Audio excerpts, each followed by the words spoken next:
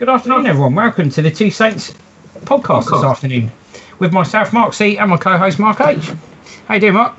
Yeah, I'm all right. As I say, the week didn't pan out as I had hoped. But as I say, I hope all the Saints supporters and fans out there are keeping safe and well, looking after each other. Absolutely. Yeah, absolutely right. Absolutely right. Yeah, and obviously those of you that have had your first dose of your jab, make sure you've booked your second one. And those of you who've had both of them, you're lucky buggers. Anyway. What about the people that have not had none at all? There's plenty of them out there. Yeah, and those of you that haven't had it, you're poor buggers. Just to remind you, the ways to access the podcast are these, which I'm going to play back to you right now. Just to remind you all, you can contact us via our email address, the Two Saints Podcast Show at outlook.com, for questions or items you'd like to hear in future shows. You can listen to the radio show on Fiesta 95 FM in Southampton and via onlineradiobox.com.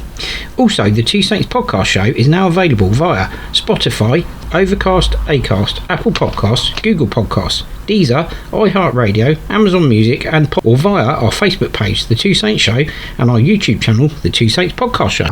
So, coming up for you in the first half, we've got the Two Saints reviews of Saints 0, Leicester 1, and Spurs 2, Saints 1, plus Saints Club news. So we're going to take a very short break, and when we come back, we'll be kicking things off with the Two Saints review of Saints 0, Leicester 1 in the semi-final of the FA Cup. It's the Two Marks, C&H, on the Two Saints Show, Fiesta 95 FM. Yep, and that's every Thursday on Fiesta 95 FM from 1 till 3 p.m. Right, welcome back. So, the Two Saints review of Saints 0, Leicester 1 in the semi-final of the FA Cup. Yeah, quite galling. Saints Cup dream ended at Wembley. Hasenhüttl said we weren't good enough in transition, and James Ward-Prowse we didn't do enough. Yeah, I was hoping Saints were going to leave everything on the pitch. They sadly didn't. They've had a great cup run, only conceded one goal in the entire competition. Unfortunately, it was the goal that knocked them out. Brilliant. Yeah, well done, Saints. Was really hoping after the West Brom game and the disappointment of going down 3-0 to West Brom and being so lacklustre there'd be a performance at Wembley that the players would raise their game. Both teams I thought were quite poor, to be fair, but Kelechi Iheanacho keeps his run of goal scoring form going. Che Adams on the bench yet again for Saints.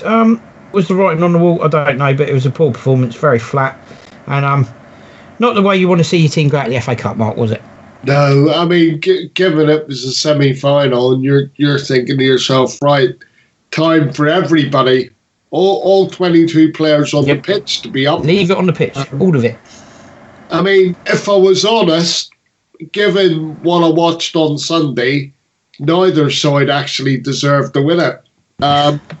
It was poor. I would say Leicester probably had the better chances, but even at that, Mark, I would say neither side deserved to win it because neither side, I felt, were particularly going for it. I mean, I think our performance, or Saints' performance, I mean, there was a degree of fear to me about getting beaten badly again. But the thing is, I almost read it as though Ralph went quite cagey, that his plan was quite cagey, first 45 minutes, keep it tight, don't give anything away, get to half time, and then second half, try and nick one on the counter attack. And I think that's what the tactic was. Unfortunately, it failed miserably because our transitions were poor, our ball retention was poor, and they just, they had an element of luck as well, didn't they? Let's be fair. The goal itself wasn't necessarily carved out by skill. It's a bit of luck, to be fair. It's a lucky deflection that happened to fall right at the feet of Iheanacho, of all people. I mean, Jamie Vardy missed a glorious chance for them, but for me, the thing is, Mark, I agree with you really about just even the possession of the football, because every time we were winning the ball back, we were giving it away straight away, and it didn't matter who it was. Normally we would pinpoint the midfielders for that kind of thing, but it's going on all over the pitch. That's right. It was going on all over. And the thing was, I was also left scratching my head at why Che Adams was on the bench again. I mean, the guy, according to Ralph Hasenhüttl, the guy breeds confidence, works on confidence. He's a confidence player, etc. He was in a great vein of form, goes away to international duty, comes back and doesn't even play. The management at Che Adams, mate, I'm scratching my head over the management at Che Adams since he's come back from Scotland duty. I can't get my head around it. And to leave him out in a semi-final of the Cup when they start, for me, that's a no-brainer. You keep him in the first 11, surely. Totally agree with that. I mean, I know, and we're going to come on to it in a minute. But obviously, he played against Spurs, and rightfully so. You know, I'm sorry, but I always think that, you know, if we're going to score goals, you've got to have Adams and Ings playing in tandem with one another. You know, I mean, if Ralph likes Nathan, fair enough. You know, I haven't got a problem with that. He likes the way he dresses. You know, play him in one of, you know, the midfield right or the midfield left, you know, out in the wing, whatever, you know, there. But as far as a striking partnership goes, you know, I feel much more happier when it's Ings and Adams up front, to be honest. Yeah, you and me both, Mark, to be fair. You know? Yeah, no, absolutely, you and me both. I think if both of them are fit, you're always got a good chance of scoring a goal. At least a goal. Well, the thing is, for me as well, the only thing I would probably do with Ings and Adams is I'd swap them around, because it seems as though when they play together, it seems as though Ings is acting as the target man, expecting Shay Adams to come in and pick up the pieces and put the goals away. Yeah. I actually think it would work better if they switched it round. If they had Shay Adams more as a target man and Danny Ings feeding off of him, because we all know what Ings is capable of in and around the box. And for me, I think Shay Adams holds the ball up really well. So I think if Ralph swapped them around, got Shay to play more as a target man, I think it worked fantastically well. I can see it working very similar to the way Beattie and Pahars used to play. It'd be a very similar kind of partnership in that respect. I do think they probably need to form a better partnership, because I do feel that maybe not so much whenever Shay's scoring, but certainly when Danny Ings is scoring, a lot of it is just his own work, to be honest. You know, scoring goals out of nothing, like we have seen. Because I think back to partnerships we've had, striking partnerships at Saints over the seasons, and to be fair, the two partnerships for me that stick out that worked well, Pahars and Beattie, absolutely fantastic strike partnership, worked really well in tandem, Beattie and Pahars. And the other one for me was sorry, bear with me, I just get my training thought back. The other one for me, Lambert and Barnard, who, when they both played together, were both scoring goals at the same time. Same with Beattie and Pahars. Beattie and Pahars were both scoring goals at the same time, and with Adams and Ings, they're not always both scoring at the same time, are they? No. All I would say is there is context to that. You know, Bernard and Lambert was at a lower level. I mean, you know, to a degree, I think that, I mean, even Ormrod and Beats, right, when they were at the club, you know, because Ormrod was the workhorse, you know, and Beats was basically the clinical finisher for the time. You know, he went on runs where he couldn't stop scoring, and then you know, there was runs where it dried up a bit. But the thing is you know, I kind of agree, Mark. But then I look at it and I think to myself, you know, a lot of the goals that Danny Ings scores, you know, he actually creates them himself. And I think back to the likes of, you know, the Liverpool goal this season, right, at St Mary's, you know, or even, funnily enough, the Tottenham goal from St Mary's last season, you know, the one that you always celebrate about, where he sort of nutmegs, you know, Toby Alderweireld, you know, and puts the volley away. But you know, I just think, yes, there's balls into him, but at the end of the day, he creates a lot of the goals himself. It's what he does through his own intelligence, you know. And Shay Adams, unfortunately, is the workhorse who, you know, as I say, those two have to play every time for me. Oh, definitely. Yeah, absolutely. Yeah, I think that's absolutely spot on there. So yeah, huge disappointment, and we move on from there. So we're going to take a little break now, and I think when we come back, Mark, we'll do the Two Saints review of Spurs 2 Saints 1. I just want to say this in closure, though, right? For a semi-final, mate, to be honest, it was a complete non-event, and I felt let down, to be honest with you. I really genuinely did, and I get what you said about, you know, of course he wants to keep it tight, especially after conceding 3 from. Yeah. Right.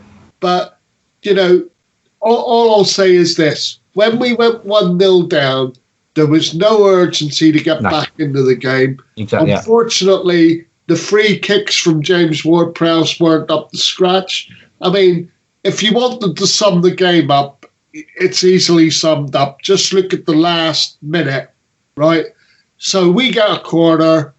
Ralph Hasenhüttl turns around and calls Fraser Forster up to the box. He goes into the box to cause mayhem, right? We've got a free kick. James Ward-Prowse hits the free kick, misses anybody in the box, and the ball just goes through to the keeper. And you sort of think, well, that just compounds our day and sums the semi-final up. You know? It summed up the entire performance, to be fair. Yeah, no, I felt it summed up the entire performance, Mark. It absolutely did. Yeah, we both felt quite flat after that. But anyway, that brings us to the end of that review. So we're going to have a short break, and when we come back, we'll do the Two Saints review of Spurs 2, Saints 1. It's Mark C and Mark H. Mark my word, they're here with everything in the Two Saints show. So moving on to the Two Saints review of Spurs 2, Saints 1. A late heartbreak for Saints. Ralph Hasenhüttl, we have to find a solution. Yeah, my solution would be score more goals than the other team. But anyway.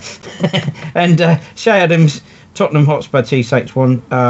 Shay Adams basically, sorry, bear with me a sec, my link is just broken. We're having nothing but technical issues with the show in the pub this week. But anyway, Shay Adams provided an honest assessment of Saints 2-1 defeat to Tottenham in the Premier League and simply said it wasn't good enough. Can't really argue with that, Mark. No.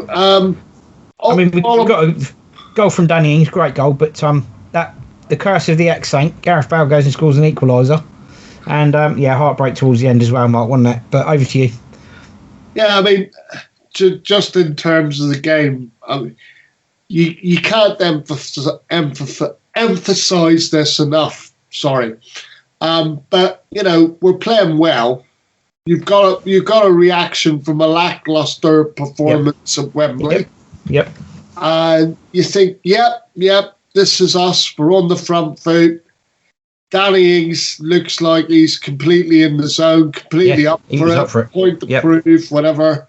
Yep. Right, and you're thinking, 1-0 up, you're thinking, score another one, you're in control of the game, more or less, right? Yep. So, anyway, go in 1-0 up, totally, was really, really happy with the first half. Yep.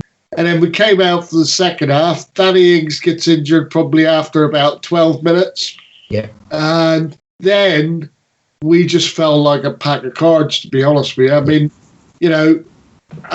for how often do we turn around and say that he is the talisman for Southampton Football Club? Well, irrespective of what we say about what's going on with contracts and, I've always stated on the show, even though I don't like the way he's conducted himself, because I just prefer him to sign the contracts, stay at the club, and happy ever after. But that doesn't happen in football. And the thing is like, because I realise how important he is to the team. And when he got injured, we were just completely directionless. I mean, the thing that kind of got me was,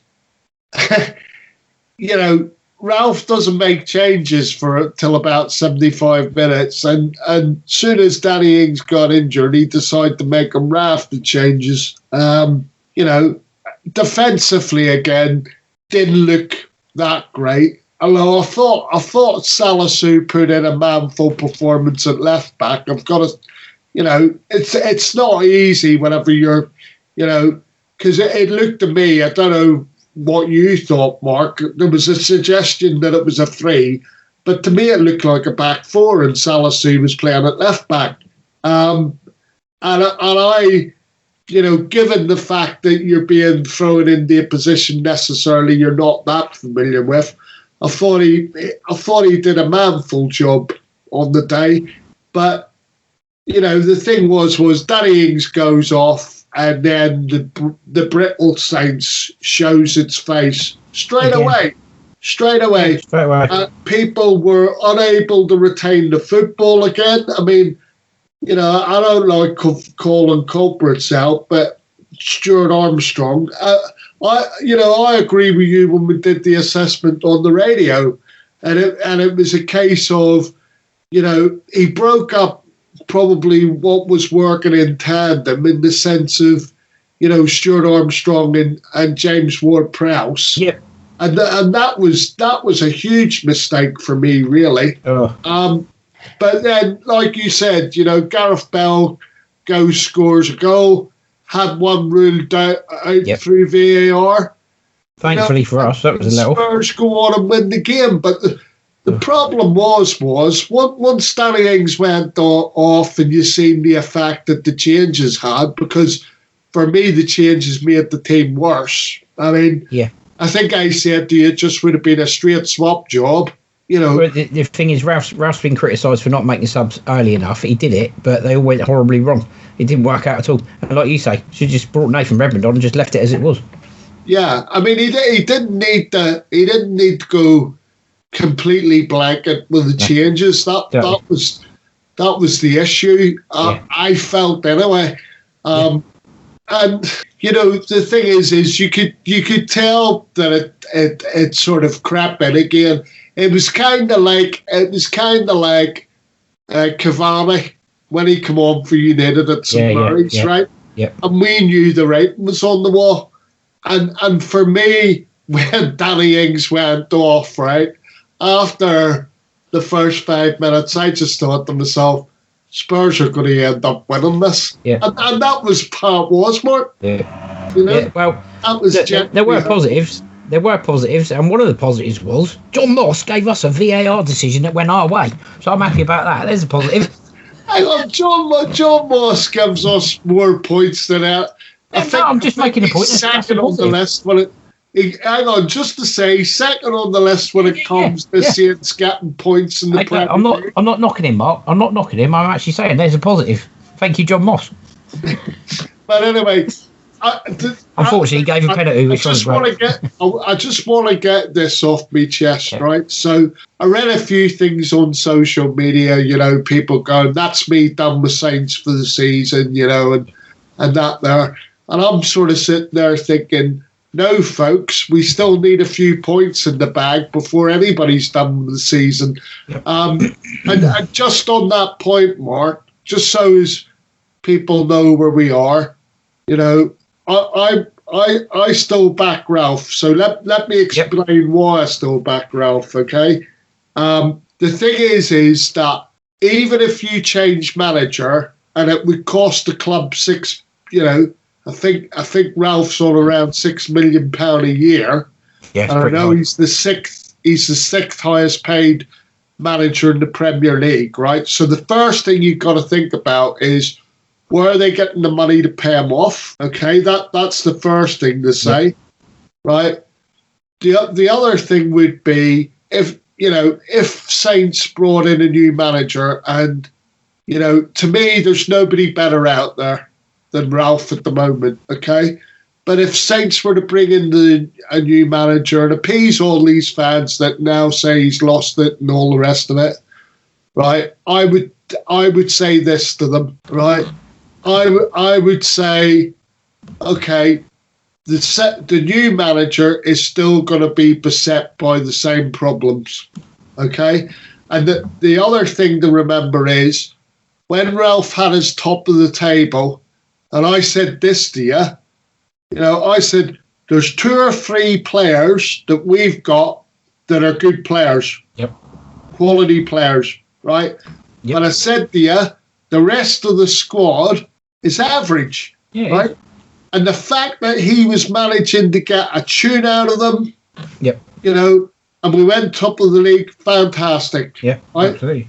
But, we all knew, because of the condensed season that we had, we all knew at some point we were going to pick up injuries, and that always affects continuity in the way of picking your side and things like that. It affects confidence, it affects continuity, it affects everything. You're right.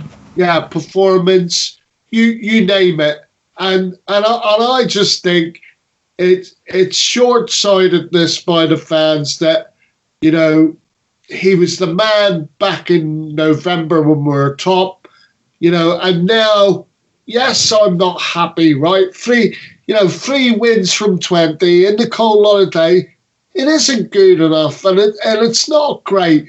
But you've got to look at the bigger picture. You've got to look at what is actually going on within our football club.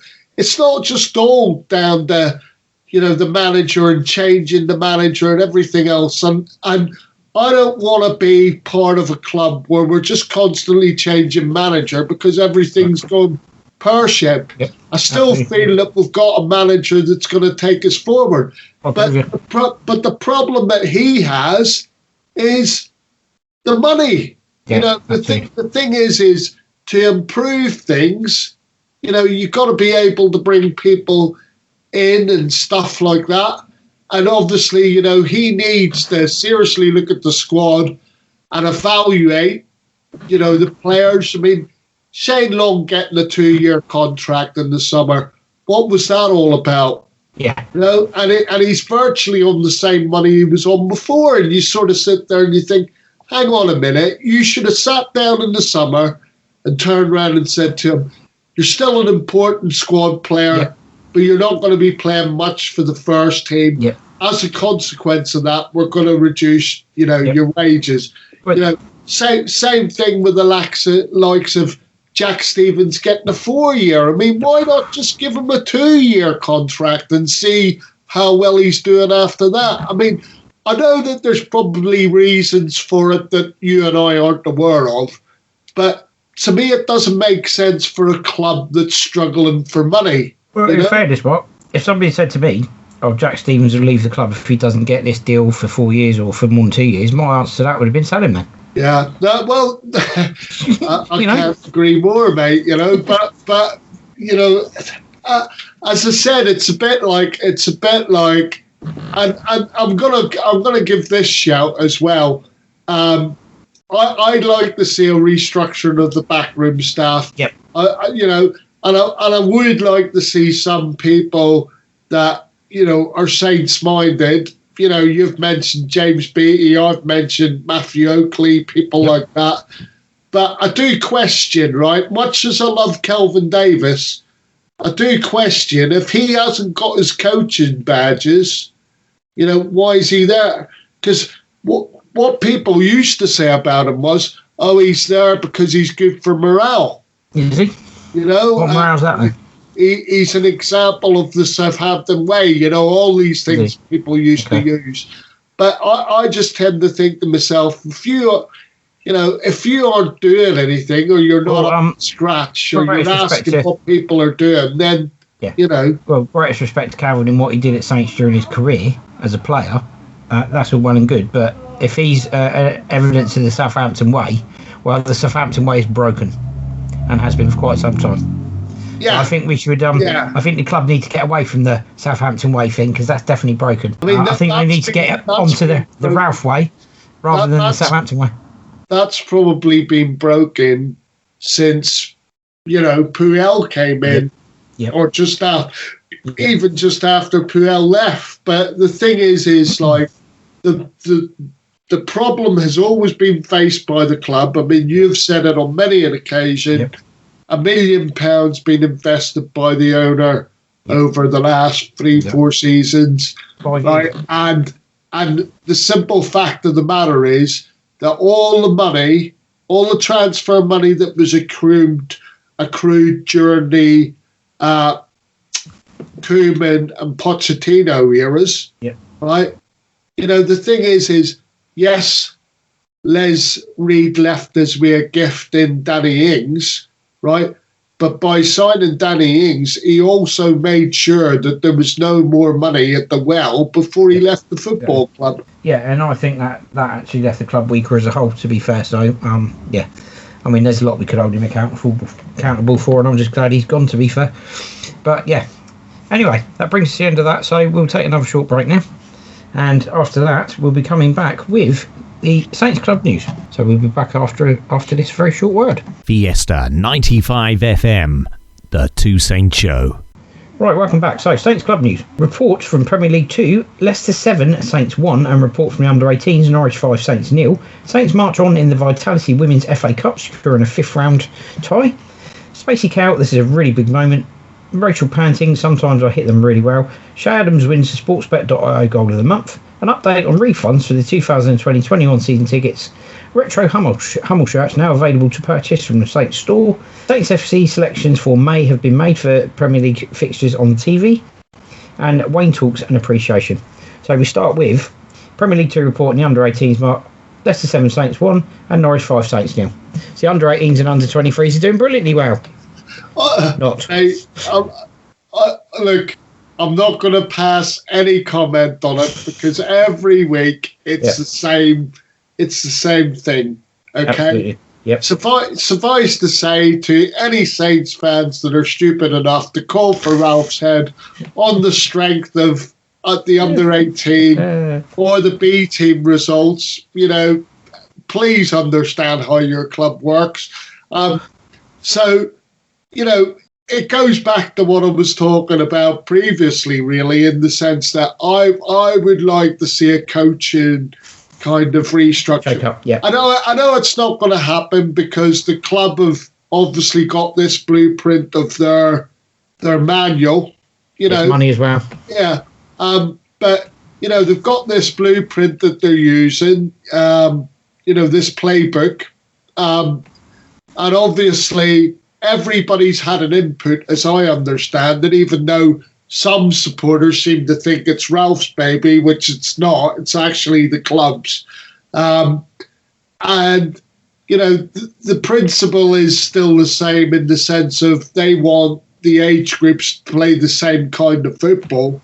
But like I said, Mark, surely you just can't play one way. You've got to have a variety of ways of playing. Now, I'm assuming the playbook allows for that, but I just think at the end of the day, if you're constantly losing all the time, there's something wrong. Maybe it needs a new pair of eyes. So this is why I'm suggesting that maybe even, at the B team level and the under-18s level, there does need to be a coaching restructure. But of course, all of that is up to our good friend, Matt Crocker. There is. Yep, it rests squarely at his feet. Something which doesn't squarely rest at his feet right at this moment, thankfully, is the Southampton women's team, who've marched on in the Vitality FA Cup, beating Lewis 3-0 from 2 leagues above them. Spacey Cow saying it's a really big moment. Rachel Pantley sometimes hit them really well. Yeah, she scored an absolute cracker. The second goal is an absolute corker. And Ryan Bertrand, if you want to know how to be a marauding fullback, watch Minnie Mott. She's absolutely brilliant. What a talent. 100%, mate. All I'll say is it's nice to bring Saints supporters some good news this week. Absolutely. And the good news was definitely on the Sunday. I watched it on the Facebook before the disaster. And I've got to say, I mean, the first team could do with going and watching the women. I mean, I don't know what to do on a Sunday, but certainly, I would be saying to Ralph, I tell you what, right, rather than you spending Sunday with the family, let's all go down to Tottenham's AFC, and watch, the women play football. It's ironic, isn't it? Because from a Saints point of view, Sunday was actually D-Day. So it was demolition for the fact that they demolished Lewis, and then it was devastation because they lost the men's semi-final. So it was a D-Day, wasn't it? Yeah, I mean, the thing is, as I said, I sat and I watched it, on the Sunday afternoon, and I have to say that the commitment and endeavour shown by the women and leaving it all out there on the pitch, Mark, right? Yes. This is why I would suggest that Ralph needs to, take the players down some Sunday and actually watch the commitment of the women's team. Yeah. Because I'm sorry, but you're never done with learning in football. And absolutely right. There are things that could be learned there. And just to say, the goalkeeper, whose name escapes me, deserves a lot of credit. She made an excellent save. But gotta tell you, Rachel Panting's goal is an absolute cracker. and it deserved to win the tie. Absolutely deserved to win the tie. You know, you've got to remember that Lewis playing the championship, and we're two leagues below that. Two divisions above us. Yeah. You know, so you can't go on about it enough. You know, do they have a chance against Birmingham on Sunday? They've probably got a small squeak, mate, to be honest, because I think Birmingham are probably third or fourth from bottom in the Premier League.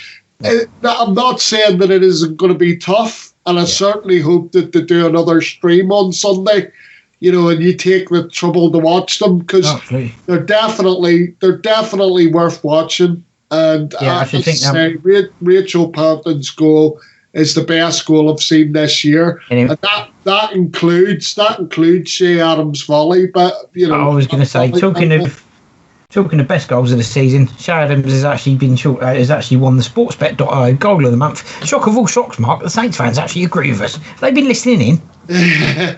I wouldn't have thought so, mate. I mean, the thing is. What chance has anybody else got? I mean, basically, if you score for the first team, you're a shoo-in. But on this occasion, no. On this occasion, the Saints fans got it right. I mean, I don't think there was any other choice, was there? I mean, in fairness, given that the under-23s and the under-18s can't score anyway because they keep conceding so many, that's probably why none of them really feature very often.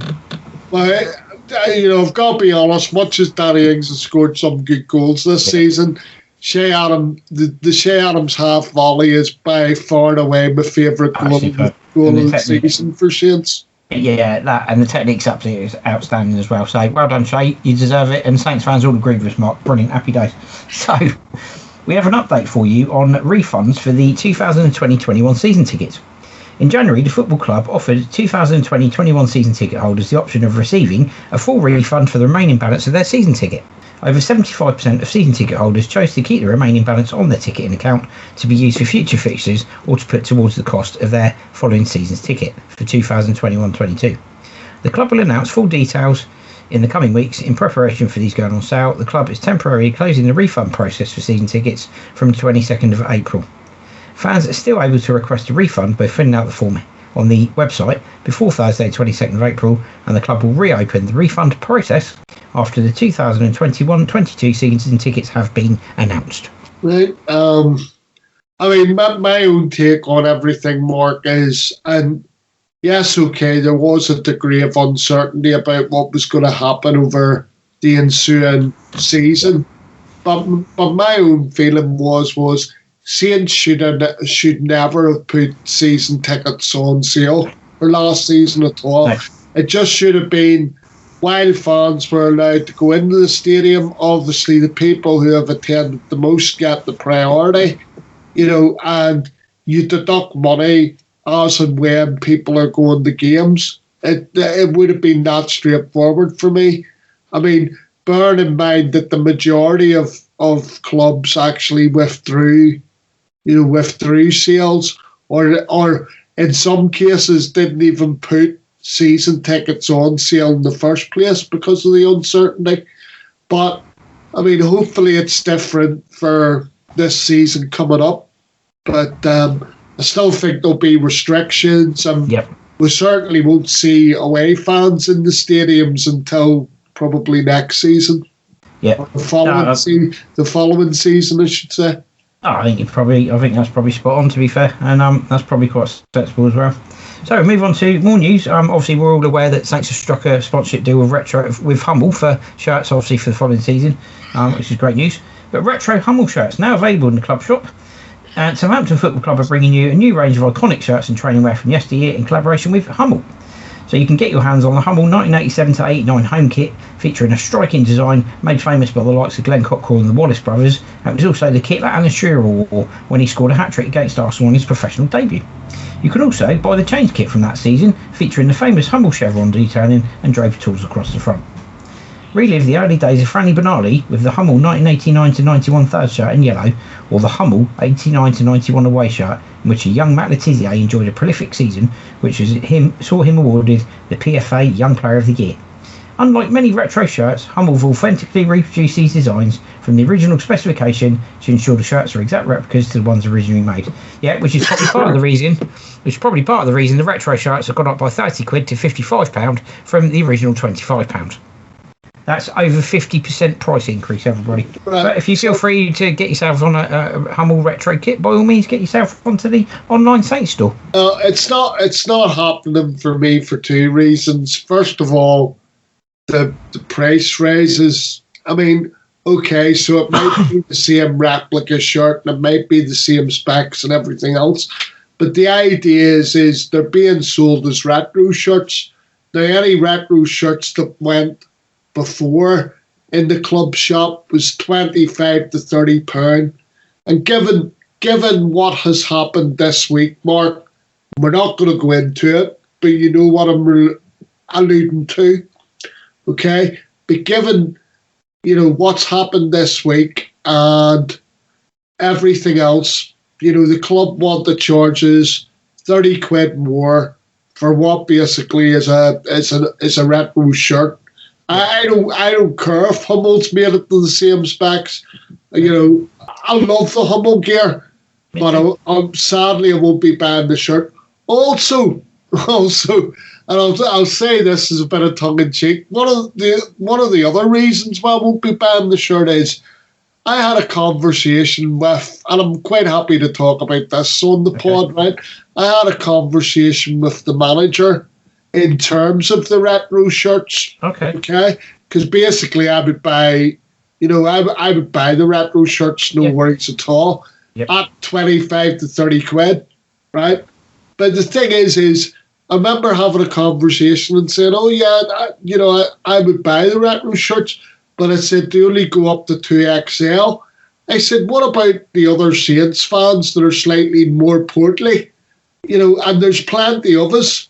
Why don't you provide, larger sizes besides the sizes that you've already got on sale?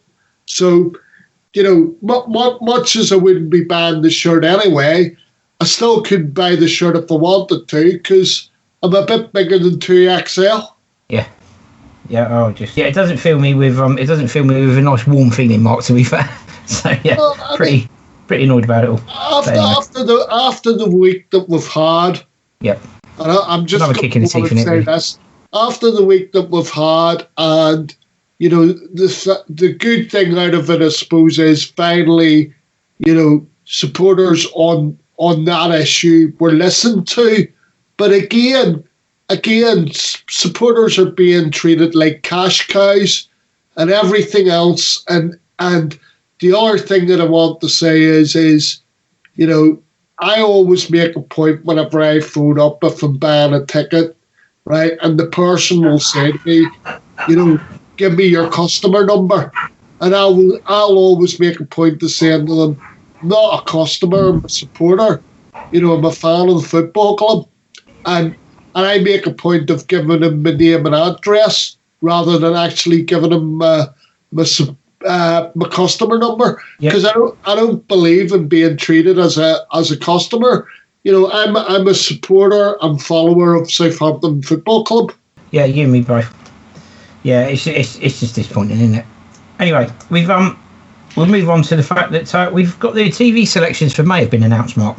So this is an interesting couple of fixtures. Saints versus Leicester. Oh, dearie me. It's a Friday night kickoff, 8 p.m. on Sky. Oh, that's not good. And Liverpool versus Saints, Saturday the 8th of May, kickoff 8:15 p.m. on Sky. Oh, Friday night against Leicester, 8 p.m. kickoff. That's not good. I could have done without that news. The thing is I know that both sides are in the top six at the moment, Mark, right? But why do both fixtures, okay? I get maybe one of them, but why do both of them have to be at around 8 o'clock? Why do both of them have to be at that time? You know what I mean? But as I say, look, we went into this season and it looked like, football was going to be on the telly and you need to feed the masses, and it is what it is. But I mean, all I would say is let's hope that Danny Ings is back fit and ready to go for the Leicester home game. That that is the one reason for the next 8 days. I'll have the prayer mats hoping that he's ready and raring to go for that fixture. And if not that fixture, even the Liverpool away game, even though it'll be difficult for us to get anything from that. Let's just hope that. Yeah, let's hope the talisman's available. Yeah, that's what we need. That's all you can say, really. Is there any sort of latest on his injury, or? I haven't had an update as yet, Mark, but I will try and find one. That's fair. That's fair enough. So we'll move on from there. Wayne talks an appreciation. Southampton Football Club is saddened to learn of the passing of one of its former players, Wayne Talks. Here, club historian Duncan Holly remembers his contribution.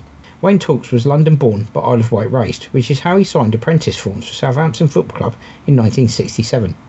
That same year, he came on as a substitute in a combination cup game against Arsenal, then becoming, at 15 years 180 days, the youngest ever post-war debutant for the reserves. He had to wait until the last game of the 1971-72 season for his first team debut, and the next season he threatened to get more regular football when he made 5 straight starts to end the 1972-73 campaign. However, his career at the Dale petered out around the time Ted Bates handed over the managerial reins to Laurie McMenemy, and he then moved to Bournemouth. Wayne, who sadly passed away at age 68, was a stylish, intelligent, probing midfielder, but at Dean Court, after only 5 games, he badly injured an ankle, which he'd originally damaged in England schoolboy trial, and Wayne knew it was unlikely to further stand up to the rigours of the professional game. So he initially moved into a job with the post office, and then into marketing and sales with Edenvale, and as an accounts manager with Palmer and Harvey, while turning out for the likes of Totton, Brockenhurst, Basingstoke, Middenbury and AC Dalco. Hampshire is full of local footballers who on social media have been recalling their playing days alongside him with great fondness. For not only was he a hugely respected colleague on the pitch, he was also a very popular coach as well as being a lovely guy. A keen golfer and member of Coolhampton Golf Club, Wayne leaves behind his wife Linda, their daughter Ruth and a son Ollie, who also played alongside his father at AC Dalco. Wayne Talks, born 2nd of June 1952, died 17th of April 2021. Wayne Talks an appreciation. And all I'd like to say is I'd like to extend, the sympathies from the Two Saints Show to the family and obviously all people connected to Wayne Talks. I mean, you and I, unfortunately, because of our age, we weren't able to see Wayne in action in a Saints shirt, but obviously he did play in the same Saints team as friend of the show, Bill Beanie. Absolutely. And obviously, Bill's a good friend of ours. And our thoughts are with Bill as well, because I'm sure Bill's finding it quite difficult at the moment as well. So we think you too, Bill. But it's all very sad, mate. It really is. Yeah, it certainly is. Right, we're going to take a short break, and when we come back, we'll be doing the second half of the show for you. Every Thursday, and join Mark C and Mark H for the Two Saints Show. Follow Southampton with pre-match previews and updates from St Mary's live on Fiesta 95 FM every Thursday with the two Marks. Be there or be rectangular. Welcome back, everyone. So, coming up in the second part of today's Two Saints show, we have, Two Saints podcast. Welcome back. So, coming up in the second half, we've got other football news, Saints in the press, and Saints transfer gossip. So, we're going to start with other football news, and we've got a lot of headlines for you to get through. So, Premier League in England news. Tyrone Mings suffers social media racist abuse. Premier League plans a social media boycott. Jose Mourinho leaves Spurs after little daring or doing. Spurs appoint Ryan Mason until the end of the season. Ed Woodward to resign from Man United role. Aidy Boothroyd to leave as England under-21s boss. In women's football, Team GB to face host Japan in Tokyo. In Scottish football, Premiership retains pay-per-view option. Reed misses St Mirren games for school. And BBC Scotland is to show 2 quarter-finals. So, starting with Premier League and England news, Tyrone Mings suffers social media racist abuse, and the Premier League plans a social media boycott, Mark. Yeah, I mean, Mark, I don't think this is the first time that Tyrone Mings suffered racist abuse in the last year. That's right. Sadly. He's had it a few times. Tired of turning around and telling people on this show, but, obviously you just got people who are absolutely deaf to it. But then on the flip side of it, I suppose, it's a good move, obviously, that the Premier League has announced that there's going to be a social media blackout. It's a pity it's took this long, because I thought they would have acted quicker, given that, sides that aren't in the Premier League, like Swansea, have already done it. Rangers up in Scotland have already done it. But obviously it's something that's to be welcomed. I just think that it should be coordinated, so that not only Premier League clubs but Football League clubs and even further down the pyramid, and also players, whether it be ex-players or players on social media, because they have a lot of followers as well. So it should really be a complete coordinated thing. But obviously it is something that I welcome. But I think it should have been happening a lot quicker than what it is. But maybe it takes longer to organise these things for the clubs. But certainly I think it should be across the board. Ex-footballers, footballers that are playing now should close off their accounts. And the same with the Football League teams. It's maybe something that the Premier League and the Football League clubs should come together on. Yeah, I agree with that. I don't think that's a bad thing to suggest either, and I think that's probably the way forward. So moving on from there, Tottenham Hotspur. Jose Mourinho's left Spurs after little daring or doing, and Ryan Mason's been appointed until the end of the season. Should they have stuck with Pochettino? I think they probably should have done. 17 months, he hasn't really done an awful lot, Mark, has he?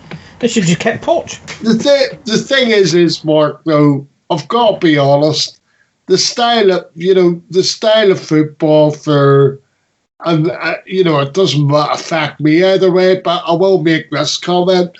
The style of football under Pochettino was drab. And yes, he brought in Gareth Bale.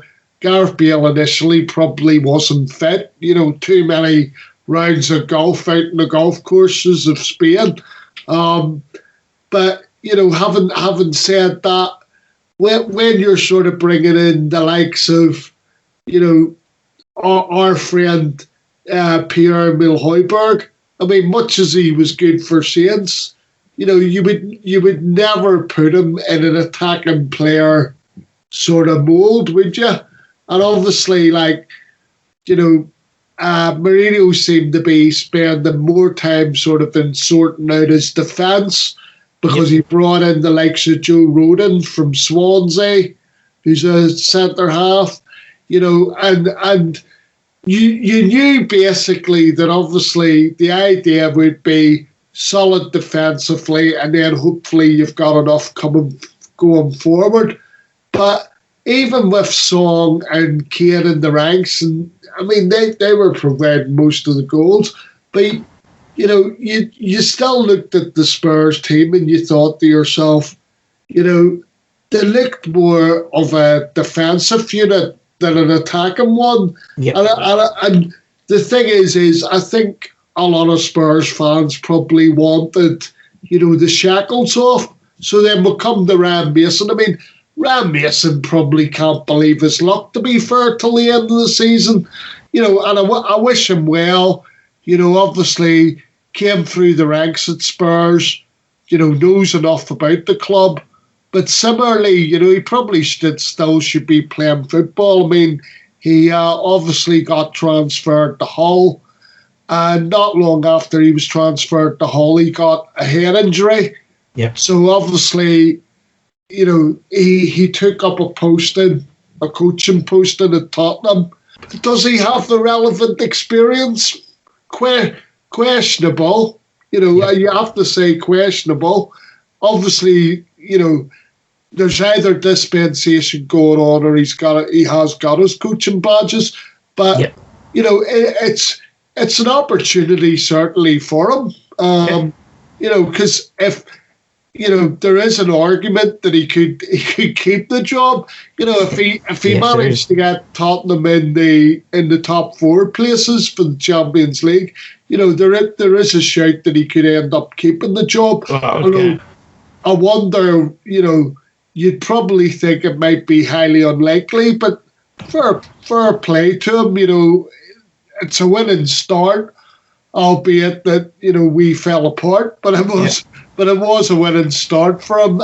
Let's see if they can push on from here. Yeah, definitely, absolutely. Yeah, and wouldn't it be a feat if he manages to do that? Cool, I can imagine it now. Anyway, moving on from there.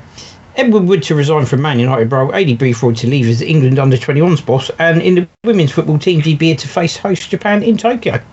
Yeah, so how good's your luck? So basically, the Aidy Boothroyd. I'm sorry, I've forgotten the top article, but the Aidy Boothroyd. You can take me to the top article in a minute. I'll do Aidy Boothroyd first. Aidy Boothroyd. It wasn't that much of a surprise, Mark. I mean, they always comfortably qualify for major tournaments. Aidy Boothroyd's gone to 2 European Championships, and during the finals, it's 3 games, that's played in the group stage, but we have won 2 out of 6, and obviously it hasn't been good enough. I mean, even with the players that missed out of the last European Championships, I'm about out, but even with the players that missed out, you look at the squad of players still that he had, and should they be doing better? I think they should be. I really genuinely think they should be. I just tend to think to myself at the end of the day, was Aidy Boothroyd the first, the right choice in the first place to take over the under-21s, given that his coaching style's fairly conservative. And I've said this to you before. He came into the FA at a time when he'd left Northampton Town, and he left Northampton Town. It was either 6 or 8 points at the bottom of League Two. And I think it was Chris Wilder at the time that was appointed after him, and he managed actually to keep Northampton Town up. So the club resume wasn't that great, although he did have a fairly successful time when he was manager at Watford, but then he was sort of on the down escalator. And obviously he's been brought in at the FA and they gave him the under-21 job. I just want to say that going forward now, I'm going to say it, I'd like to see somebody like a Frank Lampard in there. Everybody else talking about Frank Lampard getting Premier League jobs, but the thing is Gareth Southgate isn't going to be there forever, and I just think to myself, you want somebody that's progressive, that's going to try and play an attacking, entertaining brand of football, which wasn't really what you got under Aidy Boothroyd, but. That's kind of what we'd like to see for England, and I have no axe either way in it, but Frank Lampard would seem like a fairly good choice. I think it'd be probably Frank Lampard or Eddie Howe, maybe. Yeah, maybe Eddie Howe. Yeah, I could maybe see that, because the thing is surely you're looking to groom in the same way that they did with. Gareth Southgate, by appointing your England under-21 coach, you should be looking to groom your next England manager. But the thing is as well, you want young coaches. You want the young up-and-coming coaches. Eddie Howe's been held in high regard for a number of years by a lot of people. I know the FA were talking about him for England at one point a while ago. So, it's not as though he hasn't been looked at before, but maybe this is the right time for him now. Maybe it's the right job at the right time. You want people that are progressive as well, because obviously, just to say this, Mark, since Gareth Southgate's gone into the England job, you've seen a completely different attitude between, the players and the media, and that's down to him, because he wants the players to make themselves more available and be much more engaging. And it's refreshing to see, off the pitch, and then on the pitch, obviously, you want somebody that's going to be coming at it with fresh ideas. And I do think that when you're younger, you're more engaged to taking on fresh ideas, and obviously you try and be more progressive. Yeah, and I think that's what's needed certainly with the under 21s. Yeah, I agree with that. So moving on to Scottish football, Premiership retain the pay-per-view option they have at the moment. Reed misses St Mirren games for school, and BBC Scotland does show 2 quarter-finals. So those quarter-finals, I'll just run you through those quickly because I've got them in front of me here. So the 2 Scottish quarter-finals that are going to be had is Aberdeen versus Dundee United and Kilmarnock versus St Mirren. They're both going to be live on BBC. Dundee United face Aberdeen on BBC One on Sunday in Scotland at 2:30, and St Mirren visit Kilmarnock on BBC Scotland on Monday at 7:45. There you go, and that'll be followed by the semi-final draw. And I have a vested interest in that, of course, because Aberdeen are playing, and I was fortunate enough to listen to them on Saturday. The one through against Livingston in a penalty shootout after a 2-2 draw. It was very entertaining. But anyway, besides all that, thanks for giving us that information. Sure. Just going back to the other Scottish stories, I'm not surprised that they decided to retain the pay-per-view. At the end of the day, I do think there's a degree of certainty, and it does give supporters the choice. They may not want to return to the stadium straight away. Yeah. You know, I would probably even put myself in that bracket, so it makes sense to sort of retain the pay-per-view for supporters and stuff like that. Yeah. And then I just threw this one in because I thought it was a nice story. So Dylan Reid is a midfielder that plays for St Mirren. Yeah. And obviously, you know, he's played the last few games for the Buddies. That's their nickname, by the way. Okay. And, you know, I just thought it was refreshing that, you know, though he's been recalled for school and they've decided that, you know, the studies in the meantime are going to take precedence. So that was the only reason why I threw that in. Okay. The other thing I just want to go back to that we didn't cover was the GB women. So basically the GB... Oh, yeah, they've got to face Japan in Tokyo. Yeah, so this is obviously for the Olympics. And, you know, don't get me wrong, there's some tough opposition in there, but to be given Japan on their home soil, you know, it's an interesting start to the tournament in the group stage, certainly for GB. And, you know, hopefully they can give a good account of themselves, Mark. Absolutely. But I am worried because the England women's team recently lost both their friendlies. Yeah. And it's the same, don't forget, it's the same interim coach of the England team that's going to be in charge of the GB team. So, you know, I am hopeful that she is going to pick, you know, a fairly, obviously it will be mainly English-based players, but I hope that the rest of the home nations get a look in as well. Absolutely. And I hope she takes Kenny Shields on her coaching staff there. Yeah. You know? Absolutely. Yeah, definitely. So Ed Woodward to leave his role at Man United, following on from the talks that have been going on this week about certain other formats of the game, Mark. Yeah, I mean, all I would say is I think this has hastened his departure. It was agreed that he was probably going to leave at the end of next season anyway, but obviously that's been accelerated forward now, and he's going to be leaving, as I understand it, at the end of the year. Yep.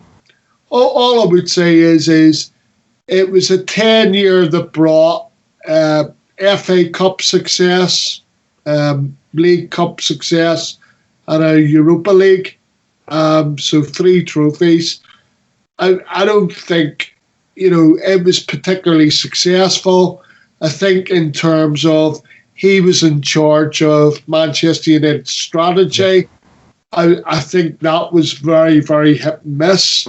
And really, at the end of the day, I suppose the United supporters probably would have expected more. But what I would also say, Mark, is that, you know, he got the job on the fact that basically he helped the Glazers secure Band the Football Club. he was instrumental in helping them buy the football club. So basically, by him leaving the football club, the Glaziers are going to lose an ally. So it's going to be interesting who's going to fill the vacuum. I mean, previously, before he was there, it was David Gill.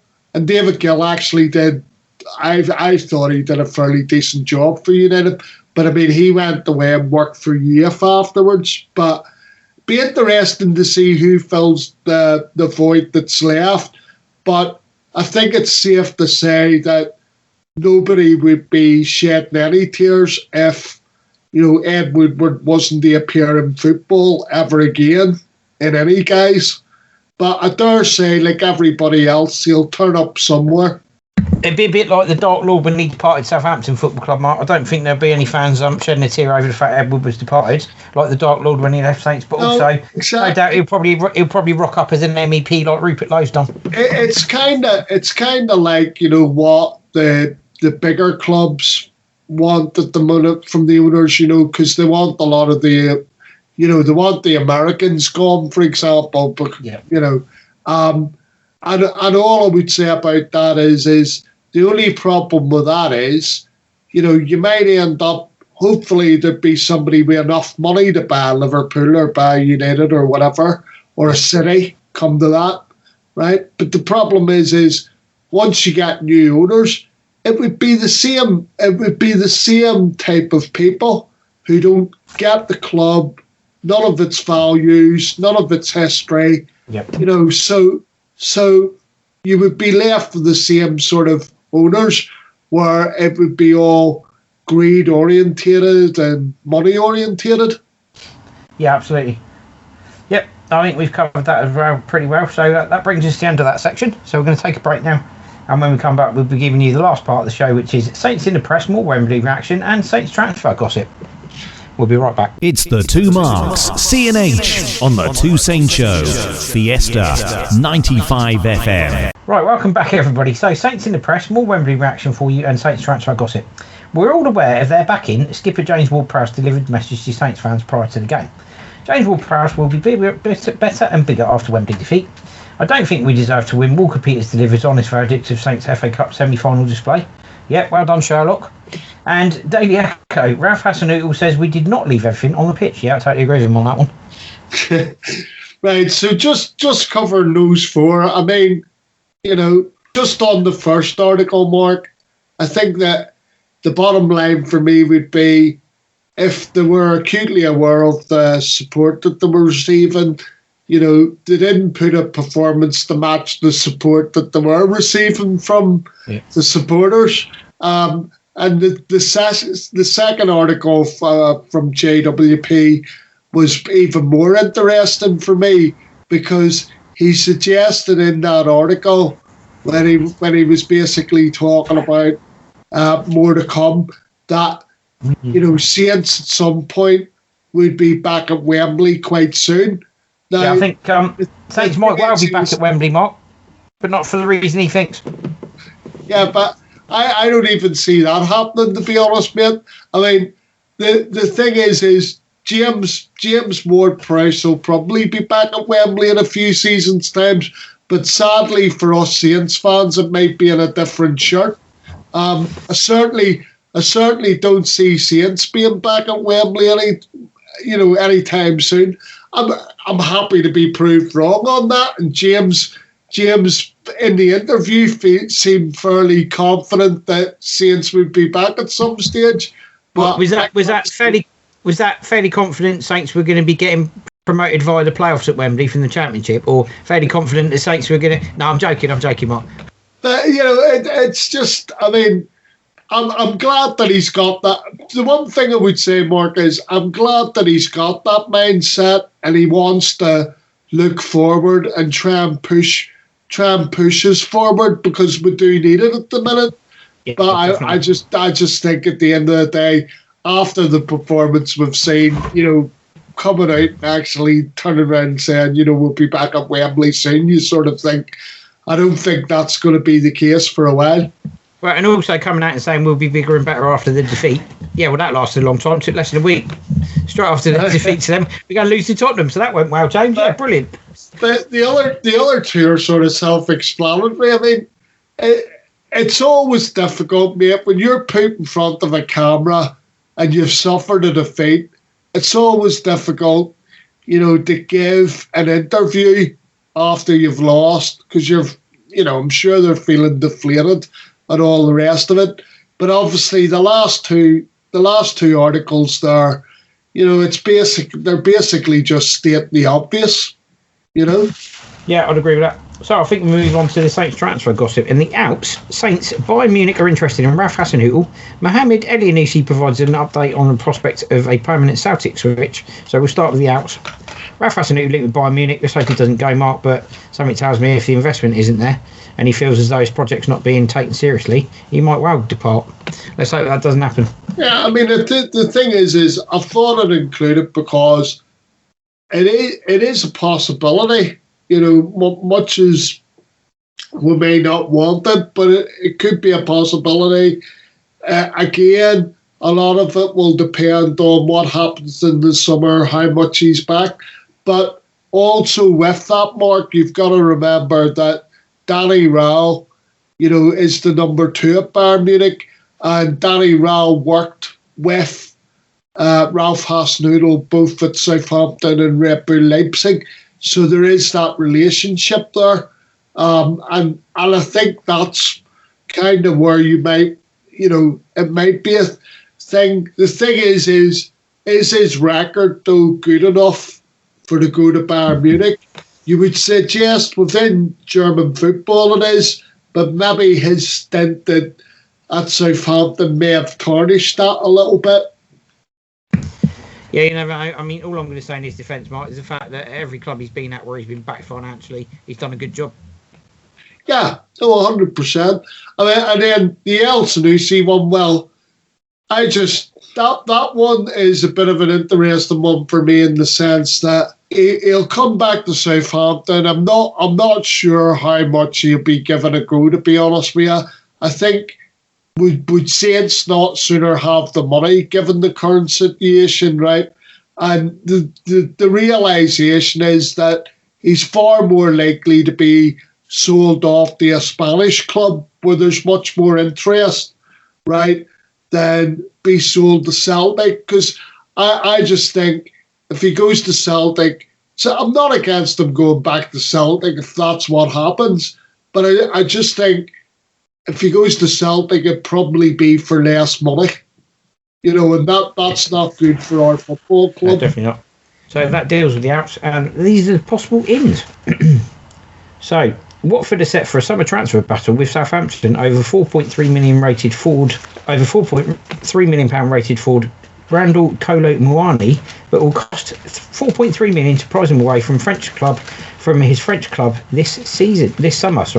The 22-year-old enjoyed a breakthrough season with League One club this term, scoring 5 times and adding 6 assists in 32 appearances so far. The Frenchman's exploits appear to have turned heads across Europe. Yeah, that's a possible link there, Mark. It's Nantes forward Randall Kolo Muani, £4.3 million. Probably round about the window that Ralph's been told to shop in by the club, if I remember rightly.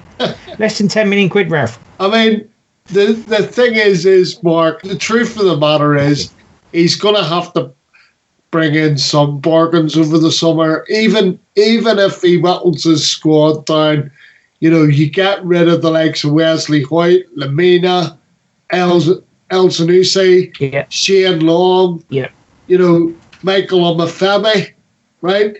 And you'd like to think that would bring in some money. You've also got the situation with the sponsorship deal and also the kit manufacturing deal, where obviously he's been promised money from both deals, I would imagine. So hopefully, he'll have a bit of a pool of money. Just on the Nantes forward, I've got to say that, I mean, given the situation we're in, I don't think we have much choices.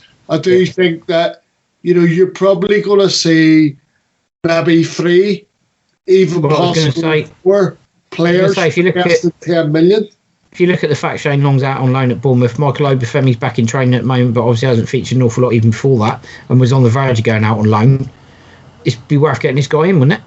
Yeah, I think it would. I mean, when you look at some of the performances, even of people who are in and out of the side, like the Djenepo's, I mean, yeah, I mean, to be honest with you, yes, he made an impact initially when he came here, but you look at some of the recent performances and you think, we paid 13 to 14 million for this lad, you know, and I'm sort of sitting there thinking, of course I'd take a punt on this Knowles forward.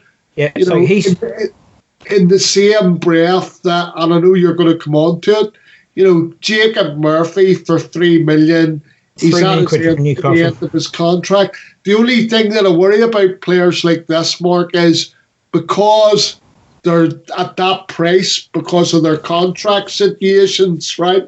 It's going to attract interest from other clubs. I mean, last week we were the only team that was interested in this Knowles forward. All of a sudden, Watford are interested, you know, and then the thing with Jacob Murphy is we're being linked to him, and you know the truth of the matter is once the cat's out of the bag, there's going to be other clubs interested at that kind of money. Yeah, I mean, that's always the case. As soon as the cat's out of the bag, the second anyone says Southampton are interested in, you immediately know everyone's just going to go. It's like when you're walking through town, you see a load of pigeons. You see a load of pigeons just on the street, and you know the second you get to the first pigeon, the second that first pigeon leaves, all the rest of them are going to follow. And it's exactly like that with transfers. As soon as anyone breaks cover, everyone flocks it together. It's literally like pigeons in the high street. It's a brilliant analogy, that, which I think sums it up brilliantly. Yeah, so, you know, that's basically where we're at, mate, on the Knowles forward and on Jacob Murphy. I mean, I think maybe, I mean, Jacob Murphy would be an interesting one for me, given that there's a lack of forward momentum from the wings. There really is. And the thing is one of the problems is, I know I keep talking about Djenepo, but he is definitely one of the players that's consistently inconsistent. So moving on to the last one of these, Leicester City and Southampton in the run-in to sign Matthias Svanberg. Leicester City and Southampton are among the Premier League clubs interested in landing the signature of Bologna midfielder Matthias Svanberg. Yeah, see... interesting one. It is an interesting one, and it's one that we obviously visited before. You know, we visited it last summer. The problem is the price, 20 million. You know, again, if you're going to buy a player like that there, you need to offset it by buying your less than £10 million players, your bargains that you can find.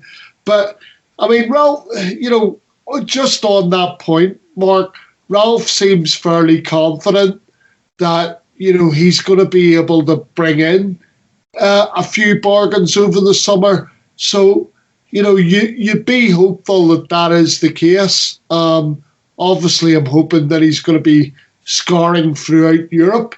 But yes, obviously, the way things are at the minute, we're having to cut our cloth. And you do wonder, you know, obviously, the cheaper bargains offset the fact that we're looking at a £20 million player. Well, the other thing is, Mark, I'm not against Saints going for these bargains, okay? But all I would say is the problem we've had this season is we've had an average squad, okay? And it's been threadbare and it's been shown up due to injuries. Worst case scenario is we go and get these bargain players in, that's great. But if they don't amount to anything, we're right back to square one and we're in exactly the same position we are now. The only difference will be, yet again, we'll have a bigger squad and we'll have less quality. It'll almost be like deja vu again. Yeah, and I kind of get that, but I also think to myself, what do you do? Do you try and sort of improve the quality, and on top of that, bring the numbers in? I think there is definitely a numbers problem because we've got way too small a squad, and I do accept what you're saying, Mark, in terms of the quality. But my argument would be, you know, Jan Bednarek cost £5 million. Yeah, I mean, that's my point about bringing in quality players. If these players are quality and they're less than 10 million quid, that's great. Yeah. But what I don't want to see is the club making the same mistake they've made before and bringing people in for the sake of filling the squad up and then being quite average players. Because not all the players we've brought in are great, are they? Let's be honest. But then, to be honest, Saints are probably at their best when they're bringing in relatively cheap players. Dusan Tadic, 9 million quid. Same with. But again, that's a player with quality, Mark. Again, that's the difference. Yeah, but hang on, 9 million quid, though, Mark. Yeah, but it's quality, isn't it? That's what I'm saying. Let me just say, we went out and bought a player for £18 million. Yannick Vestergaard's not. I mean, we'll tell you, if that player's offloaded for the money that we paid for him, fair enough. But for me, he's not worth 18 million quid. I don't care what anybody tells me about how he's improved this season or anything else.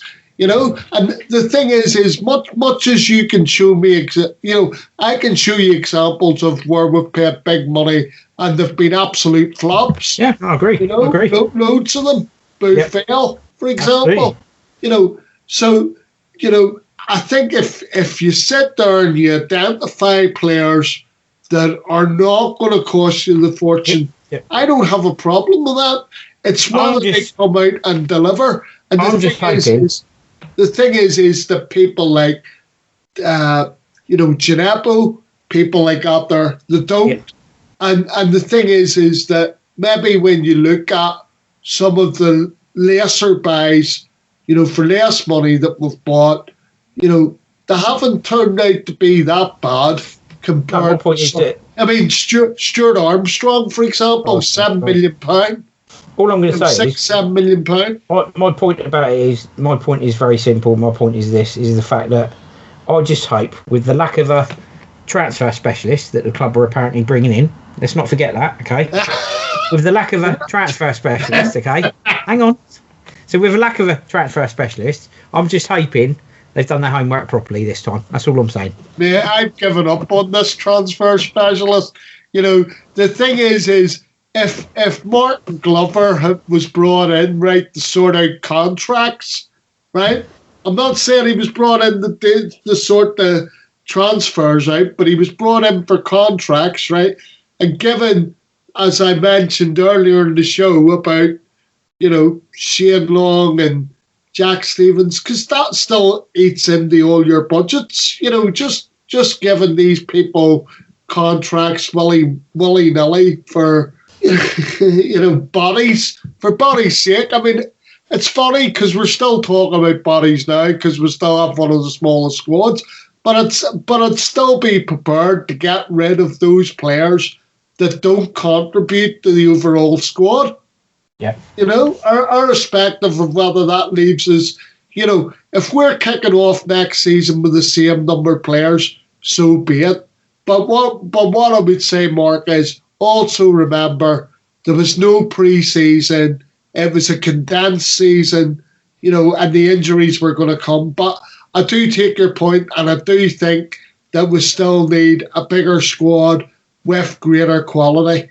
Now, how Ralph addresses that and how the club addresses that, I don't know. No, neither do I.